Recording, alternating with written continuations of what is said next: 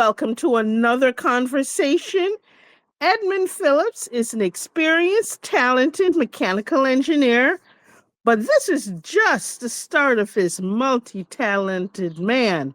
He also serves as vice president of the Jamaican Olympic Ice Hockey Federation. Of course, this team nurtures aspirations of representing Jamaica in the Olympic ice hockey team. Bobsled, move over. And let's listen to the development here. My co-host, Chris Daly, will be doing the interview, so take it away, Chris. Thanks, Denise. And indeed, a warm, I can't use the word warm, a cool welcome to our conversation this evening. So good to have you. Oh, thank you, Chris. I'm so glad to be here. Oh, fantastic. Boy, you have such a storied background, but we're going to focus in on your engagement here with this hockey team.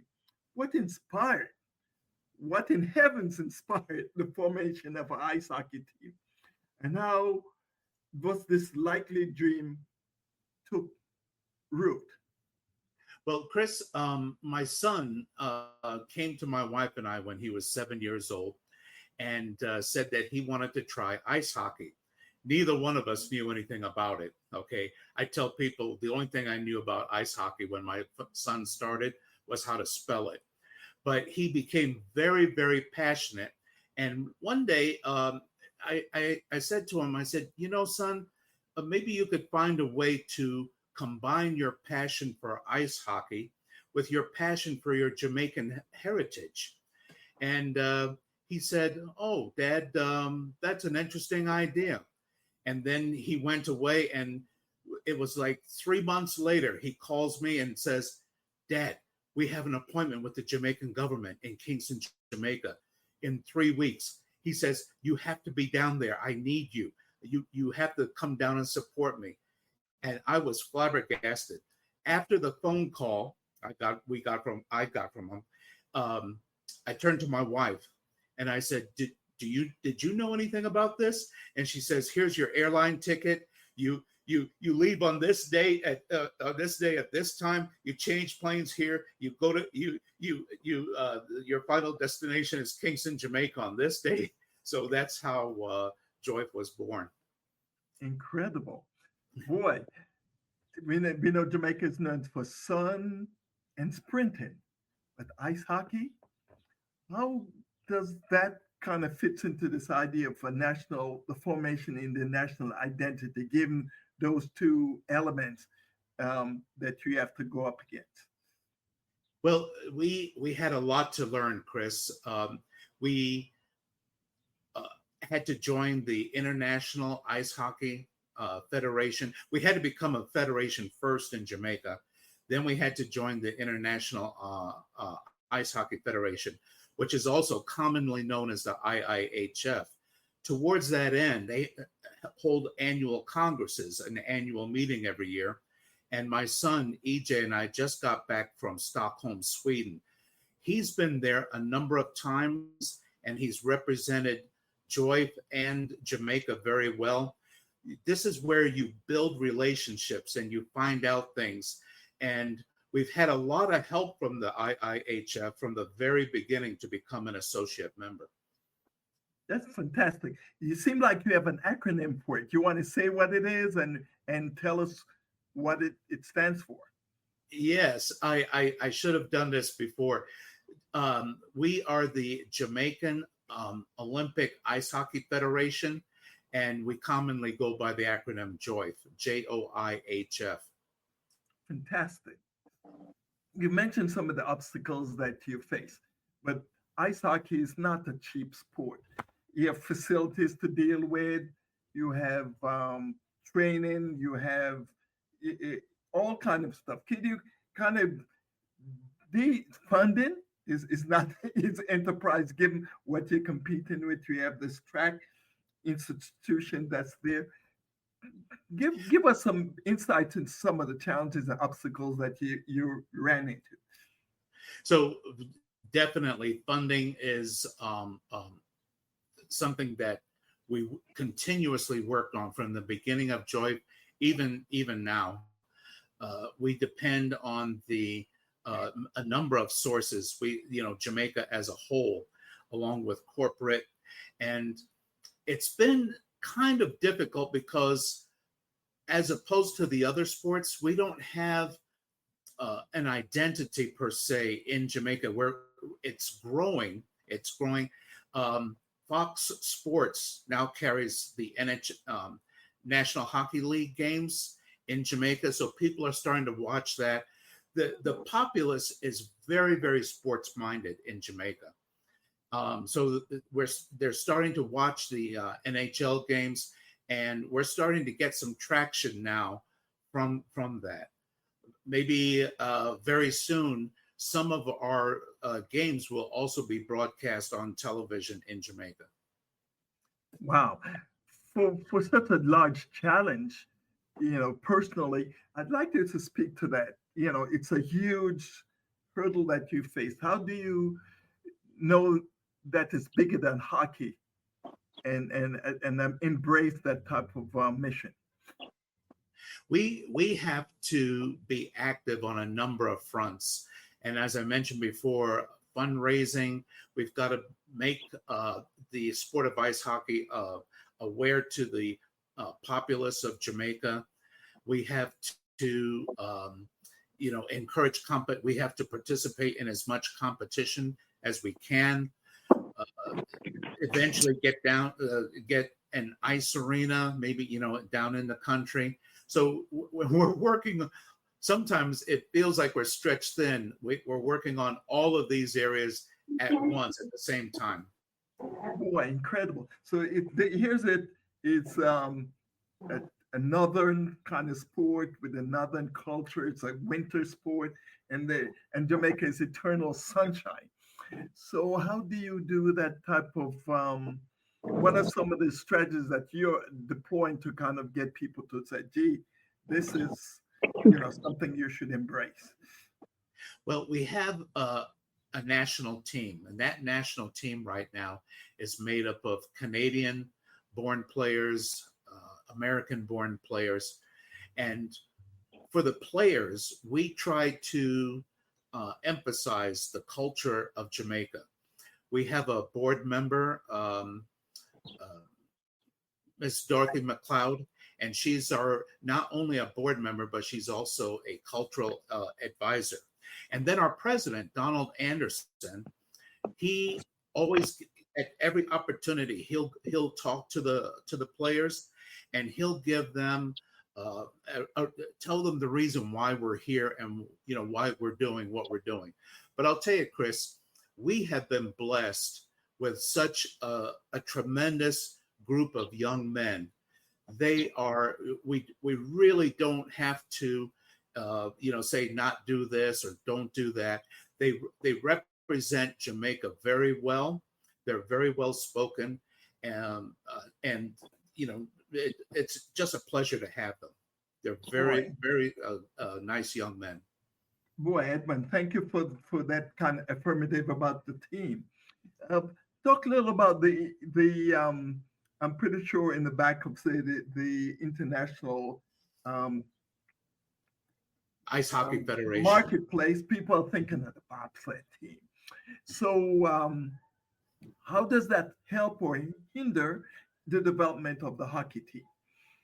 Well, as we said before, we've got to get the populace of Jamaica, the population of Jamaica, get them familiar with the sport.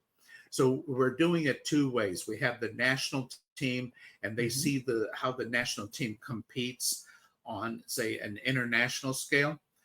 But we also have a youth program that we're starting in Kingston, Jamaica. It meets on Saturday mornings, and we're starting to get the youth and the parents involved in hockey.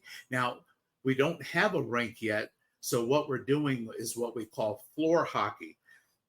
They have a stick in their hand, and they have a puck that they can use on the concrete or whatever surface, and they can use their footwear, their normal footwear, sneakers or whatever, whatever they have. And it's been interesting. My son and I went down to help out, And when the youth put down their sticks, okay, when we had a break to get them to cool down, get something to drink, immediately the parents hopped out there, picked up the sticks, and started moving the puck around.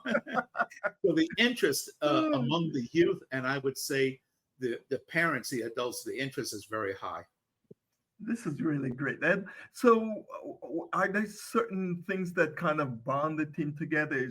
Shared groups, shared struggles? What are some of the elements you've observed to bond these young men together that they'd like to do something that seem like it would be foreign to the culture? That's a very good question, and of course, the main bond is that we're of the same background, okay, and we look the same, mostly black, but it was interesting. I think the very first time we competed, there was a young player, a young man. He looked around the locker room and he said, "This is the first time I'm in a locker room getting ready for a game," and he says, "Everybody looks like me." He said, Wow. he said this is the very first time he was experiencing this. So and then each team will have some music, rock, something like this. Well, this was something really different when we came on the scene, because reggae music was coming out of our locker room door. This is really neat. So reggae is a new medium of on the ice. Okay. Yes. Yeah, we know the Olympic, the Winter Olympic qualifications on the horizon. What will it take as far as support and otherwise for the team to realize its dream? Well, the getting to the Olympics, we have to meet the criteria set up by the IIHF, the International Ice Hockey Federation, and there's a series of requirements that you have to meet. The main one is getting a rink in your country. So we have to work on that. There are some discussions that are happening now behind the scenes, but that's probably the furthermost requirement that we have to meet. The IIHF then sets the guidelines for the IOC, the International Olympic Committee. So it's really the IIHF that's driving everything for ice hockey in the Olympics. Fantastic. So do these organizations see ice hockey in the Caribbean as a real plus, that you sense that the kind of support? They are waking up to that effect, because a very strong associate federation is the Puerto Rican Ice Hockey Federation, and then you have Mexico, you have South America, you have Brazil, Argentina. So the IIHF is really starting to take notice of the federations in the Caribbean area, Central America, North. Well, they always had North America, but South America also. Wow, this is great. So, if somebody was watching this or listening to this podcast, what message would you like to leave with them, especially people who sense that we're underrepresented in such a elite northern sport? The thing I would like to leave with people is that no matter what you're thinking about or whatever your dream is, okay, whether it be ice hockey, becoming a pilot, piloting a plane, whatever your dream is, don't give up on your dream. Everything is possible.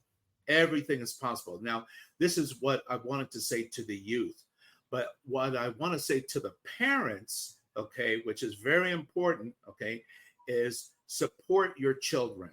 If they have a dream, don't decide for yourself whether that dream is possible or not. always support your children. So, and I think with those two things, I think the world is going to be a better place. That's such a wonderful gem of wisdom you've shared, Edmond. About the person, a casual, they may not have a child, but they're Jamaican. What would you say to them in support of this? Is there a tangible, intangible way that they could support this initiative? Well, the other thing I would say is for them to, watch games whenever they can, especially games with that Joyce is competing in. But we have a website, www.joihf and federation.org. Okay. And on there we have two online stores with merchandise that they can buy if they want. And they can also make a donation through the website. That would help us quite a bit. But just having the interest, if we're playing in a city where they're located, just coming out and watching the team play and supporting us in the stands, you don't know how much energy the team gets from people chanting in the stands, yelling Jamaica, Jamaica, Jamaica. That really gets the team going.